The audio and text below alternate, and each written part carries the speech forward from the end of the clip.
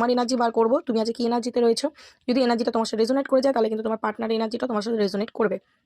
ফার্স্টে তোমার একটা এনার্জি বার করবো, এটা হচ্ছে তোমার এনার্জি, ঠিক আছে, অ্যান্ড এটা হচ্ছে তোমার পার্সনের এনার্জি। তো ফার্স্টে তোমার এনার্জিটা দেখে নেবো যে তুমি আজকে কি এনার্জিতে রয়েছো। তুমি যদি আজকে এই এনার্জিতেই আছো তাহলে কিন্তু তোমার পার্সনও জেনে রাখবে আজকে তোমার জন্যে এরকমই ফিল করছে বা এই এনার্জিতে রয়েছে। দেখো আমি জানি না যে দুটো কার্ডের মধ্যে কি এনার্জি এসছে, তোমার এনার্জি কি এসছে বা তোমার পার্টনার এনার্জি কি এসছে। তো তুমি যদি হঠাৎ এই ভিডিওটার সামনে এসে পড়েছো তাহলে অবশ্যই জেনে রাখবে যে তোমার কোনো এনার্জি অবশ্যই কিন্তু এখানে আছে বা তোমার সাথে রেজোনেট করবে, বা ইউনিভার্স তোমাকে পাঠিয়েছে ভিডিওটা যাতে তুমি এই পার্টনারের এনার্জি বলো বা তোমার এনার্জি বলো তুমি যাতে জানতে পারো, দেখতে পারো, ঠিক আছে। তো ফার্স্টে তুমি ইউনিভার্স গ্র্যাটিটিউড পে করে নাও, ভিডিওটা কিছুক্ষণ পজ করে করতে পারো, আমি রিডিংটা করে দিচ্ছি।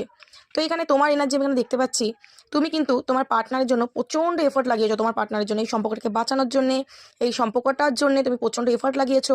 তুমি হতে পারে বহুবার অ্যাকশন নিয়েছো সম্পর্কটা ঠিক করার জন্যে, কিন্তু তোমার পার্টনারের তরফ থেকে কিন্তু হতে পারে তুমি পজিটিভ কোনো আউটকাম পাওনি।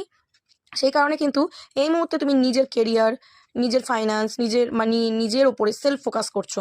প্রচণ্ড পরিশ্রমী মানুষ তুমি এখানে দেখতে পাচ্ছি। তুমি যেমন সম্পর্ক বাঁচাতে জানো, তুমি পরিবারের মানুষকেও ভালোবাসতে জানো, তুমি আশেপাশের মানুষকেও সম্মান দিতে জানো, তুমি সব জানো, ঠিক আছে, এবং ততটাই তুমি তোমার ভালোবাসার মানুষের জন্যও প্রচণ্ড এফার্ট লাগিয়েছো বলে আমি এখানে দেখতে পাচ্ছি।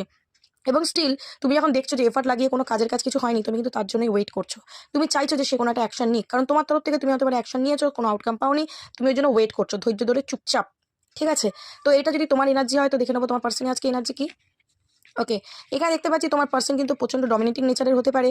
তোমার পার্টনার তোমাকে প্রচণ্ড মানে মিসবিহেভ করেছে, তোমাকে ইউজ করেছে, তোমাকে ডমিনেট করেছে, তোমাকে মিথ্যে কথা বলা, তোমাকে ঠকানো, তোমাকে ম্যানুপুলেট করা, এইসব এনার্জি কিন্তু তার মধ্যে ছিল, কিংবা হয়তো বা আছেও, সবটা শেষ হয়ে যায়নি।